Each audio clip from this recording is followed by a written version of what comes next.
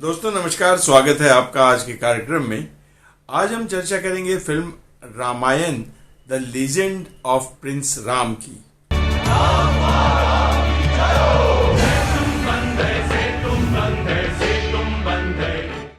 यह iconic film एक बार फिर यानी अपने निर्माण के करीब 31 साल बाद फिर से रिलीज होने जा रही है। आप में से बहुतों ने इसका नाम भी नहीं सुना होगा, क्योंकि इससे पहले जो रामानंद सागर का जो रामायण था वही सबसे ज़्यादा चर्चित था, रामचरितमानस या रामायण के बारे में लेकर। और उसके बाद ये फिल्म उसी समय में बनी थी जब ये रामानंद सागर के रामायण बनी थी, लेकिन इसको एक एजेंडे के तहत भारत में रिलीज नहीं होने दिया गया और यह विदेशों में काफ़ी धूम मचा रही थी।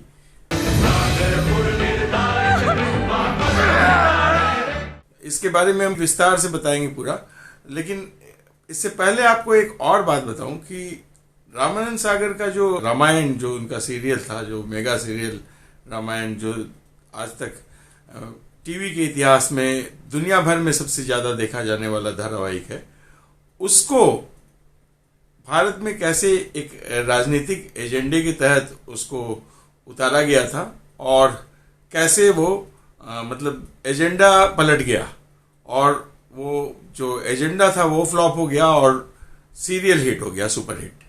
तो इस बारे में हम और चर्चा करेंगे, आप बस बने रहिए हमारे साथ। दोस्तों, एक समय ऐसा था कि दूरदर्शन पर कोई भी रिलीजियस प्रोग्राम प्रतिबंधित था, आपको याद होगा। तो फिर ये रामायण और महाभारत कैसे दिखाए गए थे, राजीव गांधी ने क्या कहा था रामायण को टेंडर देने के पहले, और कैसे ये दोनों रामायण कांग्रेस के दोनों जो सीरियल थे वो कांग्रेस की राजनीति को खा गए। जानने के लिए वीडियो को अंत तक देखें। सोचिए, रामायण जी की कहानी दिखाती आज तक की सबसे उत्कृष्ट फिल्म भारत में बैन कर दी गई थी और हर संभव यह प्रयास किया गया कि यह फिल्म भारत के लोगों तक किसी भी हाल में न पहुंचे। उस समय जो दूसरा माध्यम था वो टीवी था, लेकिन उस पर भी आने नहीं दिया गया। आज 31 वर्षों बाद यह फिल्म इतिहास का सीना चीर कर सभी के सामने आ रही है और 18 अक्टूबर को थिएटर्स में रिलीज की जाएगी।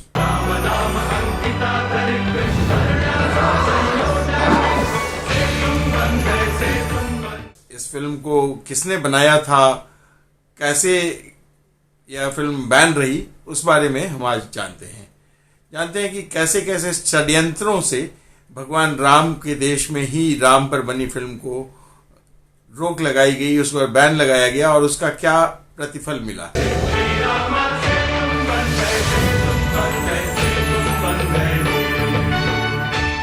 साल था 1985। एक जापानी एनिमेटर युगो साको भारत आया और उसे एक डॉक्यूमेंट्री फिल्म बनाने के लिए भारत बुलाया गया था और उस डॉक्यूमेंट्री का नाम था रामायण रिलिक्स। तो बेसिकली वो अयोध्या के आसपास जो खुदाई चल रही थी उस समय, और उस आर्कियोलॉजिकल एक्सकेवेशन में जो कुछ मिला था उसके बारे में वो डॉक्यूमेंट्री थी। और ये बहुत विशेषज्ञ थे डॉक्यूमेंट्री बनाने के, तो इनको बुलाया गया था 1985 में। तो युगो साको को जो पहली बार उनको भगवान राम से जो वास्ता हुआ, उसी समय वही डॉक्यूमेंट्री के बारे में पता चला। तो उन्हें इसका बहुत रोमांच जगा और वो बहुत, बिल्कुल समझिए कि वो भक्त बन गए भगवान राम के। अब युगो साको भगवान राम के बारे में पूरा रिसर्च करना शुरू कर दिए। उन्होंने वाल्मीकि रामायण को पढ़ा, रामायण के जो अलग अलग वर्जन्स हैं उन सब को पढ़ा, जो देश भर में अलग अलग भाषाओं में रामायण लिखे गए हैं। तुलसी रामायण, रामचरितमानस को पढ़ा और 10 वर्जन्स को पढ़ा। उसके बाद उसने इस टॉपिक पर एक कल्ट फिल्म बनाने का फैसला किया और रिसर्च इतनी जबरदस्त थी कि आज तक वाल्मीकि रामायण का इससे बढ़िया अडेप्टेशन और कोई नहीं कर पाया है। ये फिल्म चूंकि पूरी बन गई थी और देखी जा चुकी है, इसलिए मैं ये बात कह रहा हूँ।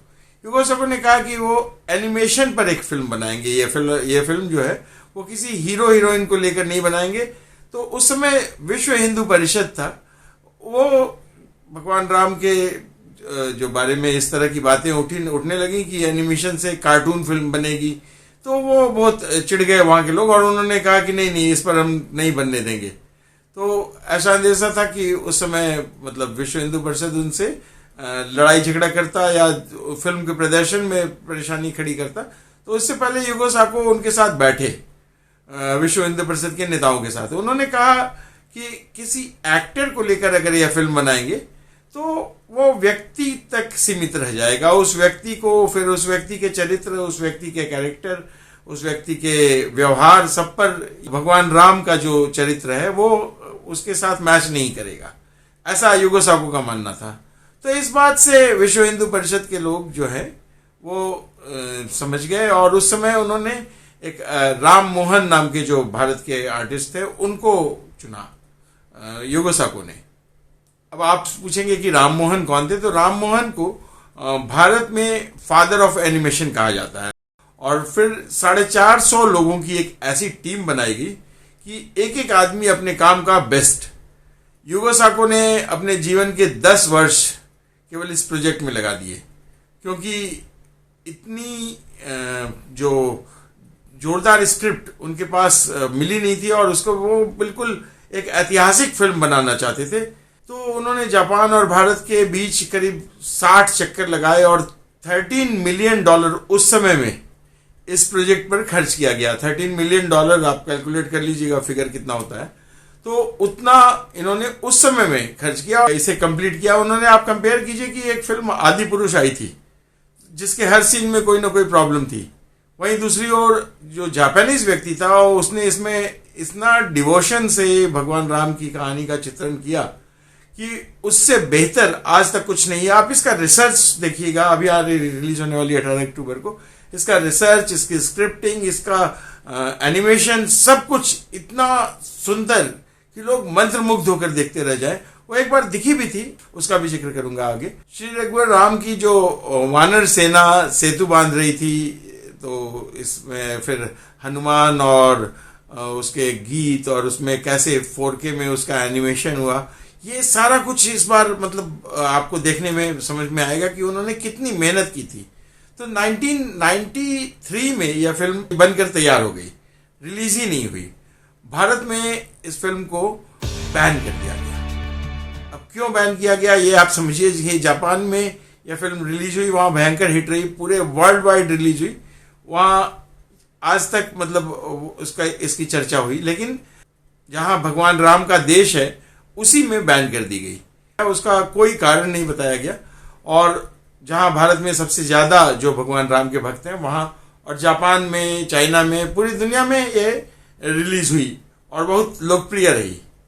फिर साल 2022 आया, मोदी जी ने जापान का दौरा किया और वहां इनकी मुलाकात हुई मात्सुत्सो और योशी से, जो फिल्म के प्रोड्यूसर थे जिन्होंने पैसा लगाया था। वो मोदी जी से मिले और उन्होंने फिर भारत आकर जो उन्होंने कहा वो भारत आकर मोदी जी ने मन की बात में इस फिल्म की चर्चा की और उसके बाद फिर इस फिल्म को रिलीज करने के लिए प्रोसेस शुरू किया गया।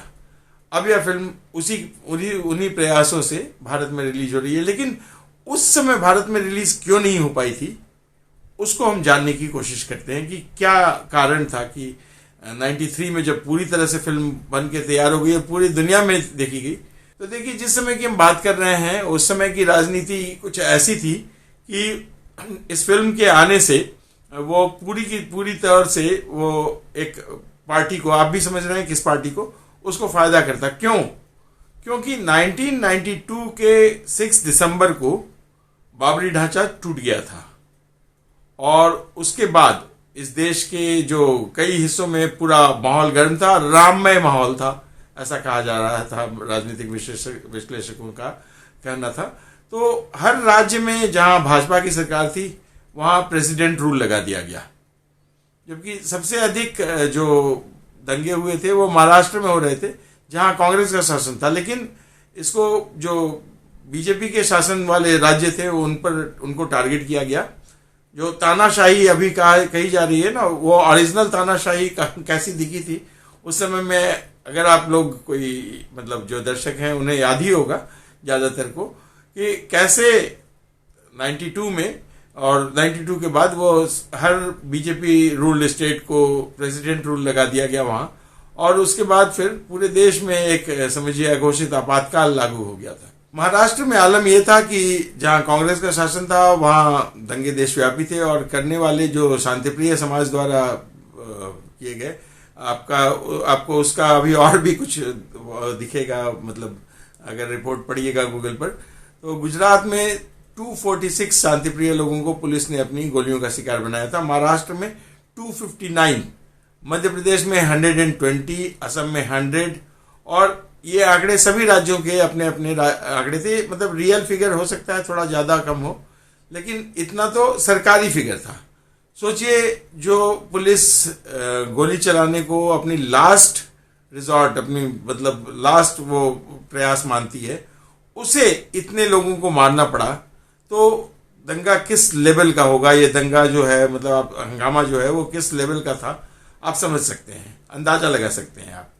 और जब भारत में ये सब चल रहा था, तभी 20 जनवरी 1993 को Ramayan the legend of prince Ram release होने को तैयार हुई और जापान में रिलीज हुई।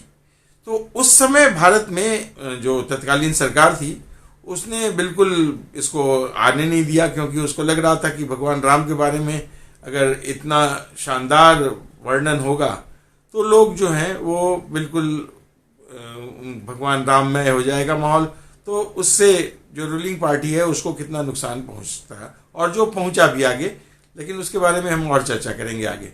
जब फिल्म जापान में रिलीज हुई तो भारत में इस फिल्म को इंटरनेशनल फिल्म फेस्टिवल के 24वें संस्करण में दिखाया भी गया, लेकिन फिल्म को थिएटर्स में रिलीज नहीं होने दिया गया। वो फिल्म जो फिल्म फेस्टिवल था वहां आई, ये फिल्म देखी गई, और इसको एक चुपचाप से कुछ सेलेक्टेड ऑडियंस को दिखाकर उसको जल्दी जल्दी पैक करके इसको कह दिया गया इसके निर्माताओं को कि हम आपको यहाँ देखने की अनुमति नहीं दे सकते।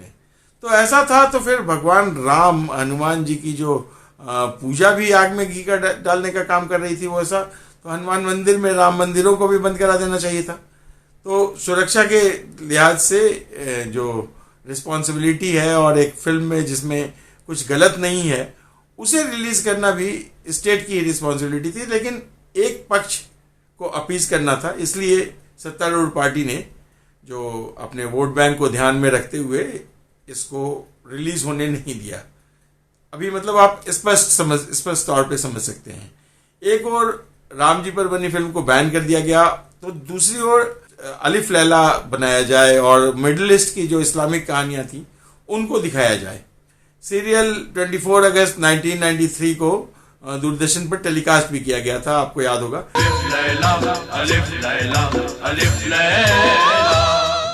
कांग्रेस सरकार का क्लियर मैसेज था अपने वोटर्स को कि हम तुम्हें अपीज करने के लिए सब कुछ करेंगे। वहीं Ramayan the legends of prince Ram को 1993 में बैन कर दिया गया। बैन मतलब सोच सकते हैं आप, लेकिन 1997 में फिल्म भारत में रिलीज हुई, परंतु इतनी बड़ी फिल्म को कोई थिएटर नहीं मिला। 1997 में जब रिलीज होने आई, उस पर से बैन हटा, तो इसको कोई थिएटर ही नहीं मिला। एक फिल्म जो विदेश में इतनी हिट हो चुकी थी, भारत के लोगों को पसंद आने वाली थी, लेकिन उसके लिए एक सोचने वाली बात है कि कोई थिएटर ही नहीं मिल रहा है। इसके बारे में कई थ्योरी है, असली कारण कोई नहीं जानता। जैसे एक थ्योरी है कि सिनेमा वाले डर गए थे कि यदि यह फिल्म उनके थिएटर में लगी तो उसके जो शांति प्रिय लोग हैं उसको आग लगा देंगे। फिर दूसरी थ्योरी यह कही जाती है कि सरकारों ने फिल्म से बैन तो हटा लिया था, लेकिन उसको ढंग से रिलीज ना होने दे, मतलब नहीं हो, इस बात का पूरा प्रबंध करके रखा हुआ था। तो एक सरकारी दबाव था थिएटर्स पर, ना तो फिल्म को प्रतिबंधित किया गया और ना ही थिएटर मिले। फिर कार्टून नेटवर्क एक उस समय बहुत फेमस चैनल था, अभी भी बहुत फेमस चैनल है, तो लेट 90s में इसको जो पार्ट करके उसने इस फिल्म को दिखाया, लेकिन उसकी व्यूअरशिप अच्छी मिली। लेकिन कार्टून नेटवर्क एक विदेशी चैनल था जिसमें यह फिल्म दिखाई, वो भारत में कभी ढंग से रिलीज नहीं हो पाई। अब वो पार्ट में सीरियल बन के, और बच्चों के लिए वो चैनल था बेसिकली टारगेट।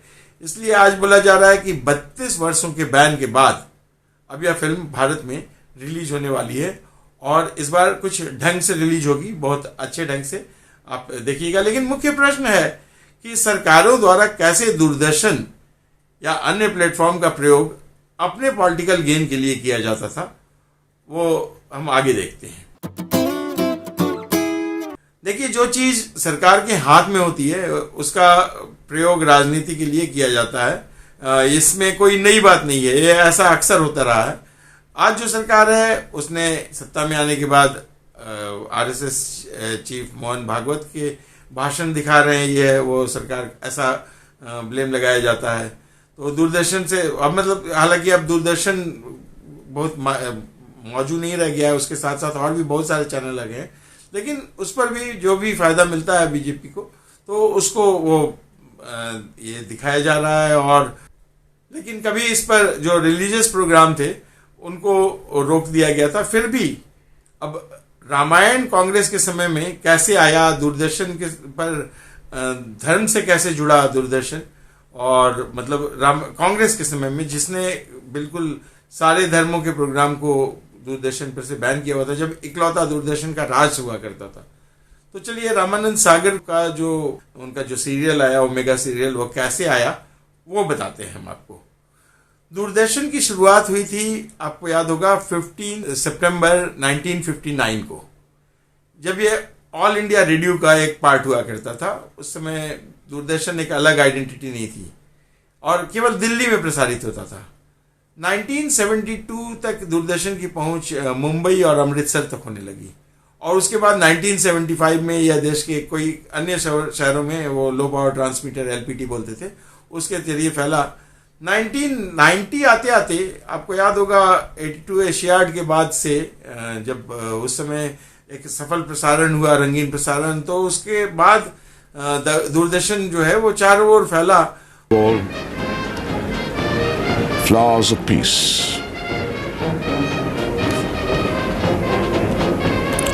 और राजीव गांधी के आने के बाद टीवी की रीच बढ़ी तो दूरदर्शन की भी रीच बढ़ी। अब राजनेताओं के नजरों से ऐसी कोई चीज छिपी रह जाए कि वो मास कम्युनिकेशन का कोई एक जरिया वो छिपा रह जाए, ऐसा तो हो नहीं सकता है। तो उसके बाद फिर आपको याद होगा कि इंदिरा गांधी की हत्या हुई थी, तो उस समय कैसे घरों में भीड़ लगी थी दूरदर्शन पर प्रोग्राम लाइव टेलीकास्ट देखने के लिए, और इसको लाइव दिखाया गया। कहा यह भी जाता है कि इस यात्रा से एक समुदाय विशेष के विरुद्ध एक माहौल बनाया गया, और उस समय जो देश के प्रधानमंत्री थे राजीव गांधी, उन्होंने एक स्पीच दी, ऐतिहासिक स्पीच, जिसमें उन्होंने कहा था कि एक बड़ा पेड़ गिरता है तो धरती हिलती है। लोगों को लगा कि भारत हिल रहा है, लेकिन जब भी कोई बड़ा पेड़ गिरता है तो धरती थोड़ी हिलती है। वो तो दूरदर्शन पर प्रसारित कर दिया गया, लेकिन उसके बाद फिर राजनीति, मतलब जो धर्म कैसे आया इस पर, वो अभी आपको बताते हैं कैसे क्या हुआ। अब टीवी के माध्यम से होने वाली राजनीति अभी तक, उस समय तक धर्म का तड़का नहीं लगा था। वास्तव में दूरदर्शन पर 86 तक किसी भी प्रकार के रिलीजियस प्रोग्राम्स पर प्रतिबंध लगा हुआ था, क्योंकि भारत को 1976 में जो तत्कालीन इंदिरा सरकार थी, उन्होंने 42वें संशोधन के माध्यम से उन्होंने एक वर्ड जोड़ दिया था, सेकुलर। तो ये सेकुलरिज्म दिखाने का इन्होंने पूरा एक प्रबंध किया कि इस पे कोई धर्म नहीं दिखाया जाएगा। लेकिन उस समय टीवी का विस्तार हो रहा था, तो उसके बाद 1984 में जब राजीव गांधी रिकॉर्ड वोट से आए जीतकर, उस समय रिकॉर्ड सीट्स लेकर आए थे, तो उसके बाद फिर उन पर कई सारे चार्जेस लगे, पोफोर्स तो घोटाला, एक पनडुब्बी घोटाला। 1995 में साहबानो केस जब आया, तो उस समय क्या हुआ कि उसने एक राजनीति को बदल कर रख दिया। साहबानो एक ओल्ड लेडी थी, जिनके पति ने बुढ़ापे में उन्हें 3 तलाक देकर उनको छोड़ दिया था। केस कोर्ट में गया और कोर्ट ने पति को कहा कि शाहबानो को मुआवजा देना होगा। आपको शाहबानो केस के थोड़ी डिटेल बता दें तो यह फैसला जो है एक समुदाय विशेष को, शांतिप्रिय समुदाय को बिल्कुल पसंद नहीं आया, और उसने पूरे देश में आंदोलन खड़ा कर दिया, कई जगह आग लगने लगी। और उसके बाद फिर राजीव गांधी आए, इसमें स्टेप इन किए इस मामले में, और उसने एक कानून बनाकर कोर्ट के निर्णय को पलट दिया। अब अपीजमेंट का इससे बढ़िया उदाहरण, अभी भी लोग कहते हैं कि शाहबानों से बढ़िया कोई उदाहरण नहीं है। इस कानून के चलते समुदाय विशेष का को तो खुश हो गया, लेकिन बहुसंख्यक समाज जो था उसके भीतर जो है एक मैसेज गया कि ये जो है मतलब बिल्कुल सरकार जो है वो एक मुस्लिम समाज को या इस्लामी समाज को एक फेवर कर रही है। तो उसको भी, अब वो बीजेपी इसका फायदा उठाने लगी। उस समय बीजेपी पार्टी थी, तो जो जनसंघ थी और बीजेपी बनी, तो उसने उसको इसका फायदा मिलने लगा। तो कांग्रेस को लगा जबकि अब देश का बहुसंख्यक समाज जब उसको वोट ही नहीं देगा तो वो उखड़ नहीं जाए। तो 1986 में राजीव गांधी सरकार में सूचना प्रसारण मंत्री थे अजित पांजा, तो उन्होंने एक अध्यादेश जारी किया और दूरदर्शन पर रामायण दिखाने की चर्चा की इस अध्यादेश में। अब विडंबना देखिए कि एक तरफ अपने राजनीतिक हित को साधने के लिए उसी रामायण का प्रयोग किया गया जो रामानंद सागर के जरिए, और जब स्थिति बेकाबू होने लगी तो उसी रामायण को रोक लगा दिया गया। 1986 में दूरदर्शन पर रामायण का प्रसारण हो इसका इंतजाम तो कर लिया गया था, लेकिन कांग्रेस की उस समय की सरकार द्वारा वो रामायण वो भक्ति भाव से भरी ना हो, उसमें डिवोशन ना दिखे, भारतीय संस्कृति ना दिखे, ऐसे भी कोशिशें की गई थी, ऐसा कहा जाता है। या वो समय था जब दूरदर्शन के डायरेक्टर भास्कर घोष थे, डायरेक्टर जनरल, और जो सागरिका घोष अभी जो राजदीप की पत्नी, उनके फादर वो सिविल सर्वेंट थे और एक थिएटर आर्टिस्ट भी थे, वो इसके डायरेक्टर जनरल हुआ करते थे। तो उन्होंने जब खुद पर्सनल इंटरेस्ट लिया और टीवी पर आने से पहले रामायण के 4 एपिसोड जब भास्कर घोष को दिखाए गए, और भास्कर घोष ने बिल्कुल अपना सर पकड़ लिया और बोला कि इतने रिचुअल्स डालने की क्या जरूरत थी। अब चूंकि वो बिल्कुल टेलीकास्ट को तैयार था, उस पर एक अलग स्टोरी है रामानंद सागर की, तो उस पर उन्होंने कहा कि रामानंद सागर को सीधे मतलब कैसे अप्रूवल जो मतलब नहीं रोकने की कोशिश की उन्होंने, फिर उन्होंने अप्रूवल ले लिया मिनिस्ट्री में, चूंकि मिनिस्ट्री ने उनको कहा था ये करने के लिए, अजित कुमार पांजा ने उनको कहा था बनाने के लिए। तो उसमें गुरुकुल शिक्षा प्रणाली, भारत का परिवार कैसे रहता है, ये सब कुछ दिखाया गया था। तो अब दूरदर्शन, ये जो सेकुलर दूरदर्शन था, उस पर ये रामायण गले से नीचे उतर नहीं रहा था, तो उसको टोन डाउन करने का प्रयास किया गया। लेकिन रामानंद सागर ने फिर सरकार पर अपना दबाव बनाया, क्योंकि दर्शक जो है वो सपोर्ट करने लगे फिल्म सीरियल को। तो जनवरी 1987 में शुरू हुआ रामायण जुलाई 1988 तक टीवी पर आया था, और रामायण भारत के इतिहास का सबसे बड़ा सक्सेस मेगा सीरियल था, और आज तक पूरी दुनिया में इतनी दर्शक संख्या किसी को नहीं मिली थी। जिस समय प्रसारित हो रहा था, आपको याद होगा कि भारत की सड़कें सुनसान हो जाती थीं, बिल्कुल कर्फ्यू सा माहौल हो जाता था, ट्रेनें तक रुक जाती थी, रोक दी जाती थी। अगर स्टेशन पर रामायण प्रसारित हो रहा है तो लोग ट्रेन रोक देते थे।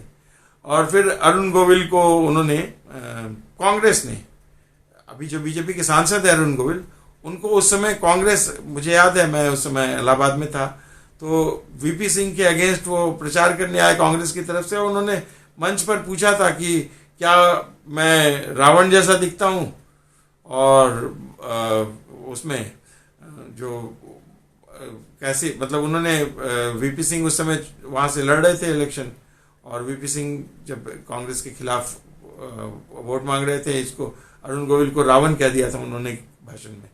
तो उस पर अरुण गोविल, हालांकि वो कांग्रेस लीडर्स के साथ घूमते थे और बहुत सारे तमाम, अब उस पर वो एक लंबी राजनीतिक चर्चा हो जाएगी, लेकिन कांग्रेस ने इसका, इनके जो आर्टिस्ट थे उनका प्रयोग किया अपने राजनीतिक एजेंडे। उस समय कांग्रेस ने एक और काम किया था, राम मंदिर का ताला खुलवाया था। वो जो बाबरी ढांचा था उसमें राम मंदिर का ताला खुलवाया था। अब वो वहां खुद नहीं गए थे, लेकिन उन्होंने, गृह मंत्री थे बूटा सिंह, उनको भेजा था।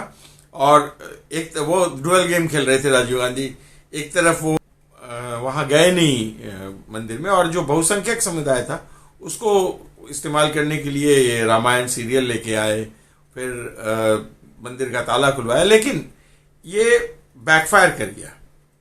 अब रामायण के जो भगवान राम हैं उनका मतलब चूंकि सीरियल के थ्रू रामायण लोगों के मन मानस मतलब जो मन तक पहुंच गया, जनमानस के मन तक पहुंच गया, लेकिन जितना सक्सेसफुल यह शो चल रहा था, रामायण सीरियल जितना सक्सेसफुल रहा था, उतना ही फायदा बीजेपी को हो रहा था, क्योंकि ये वही समय था जब राम जन्मभूमि का जो मांग है वो उठने लगा था।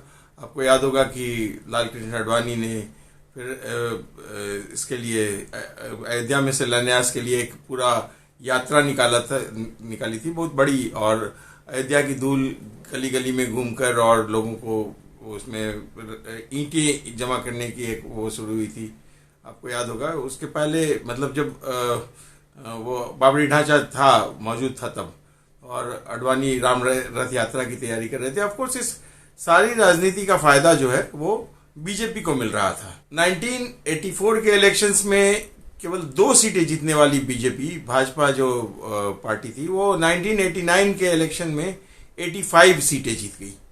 दूसरी तरफ कांग्रेस हार जाती है चुनाव, और डिस्प्यूटेड साइट पर राम मंदिर का एक चुनावी मुद्दा बन जाता है। उस समय हम मंदिर वहीं बनाएंगे नारा बहुत प्रचंड हो गया था, और दिसंबर 1992 में वह हुआ जिसकी किसी ने कोई कल्पना भी नहीं की थी। बाबरी ढांचा गिरा दिया गया, और उस समय कुछ ऐसा माहौल बन गया था कि अब सोचे कि जो वोट बैंक जो है वो ऐसा प्रभावित हो रहा था, तो कांग्रेस का वोट जो भी मतलब कोई देने को तैयार नहीं हो रहा था। तो मतलब लोग बिल्कुल दिल से कांग्रेस के खिलाफ हो गए थे।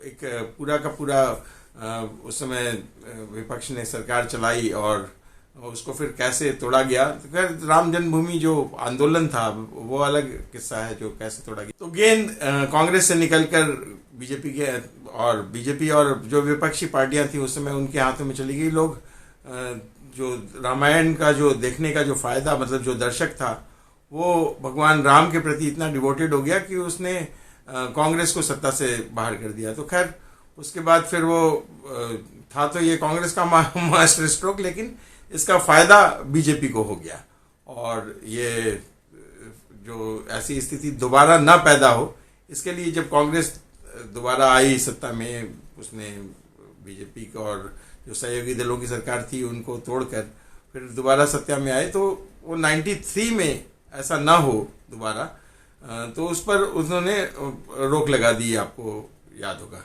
तो मुद्दा एक तरह से दोनों समय राजनीति का ही था। इसी राजनीति से रामचरितमानस या रामायण को एक बार आने दिया गया और उसको लाकर कोशिश की गई। लेकिन जो कहते हैं कि भगवान राम का है वो सभी काम का है, तो लेकिन वो भगवान राम के तो थे नहीं, उनको भगवान राम का प्रयोग करना था।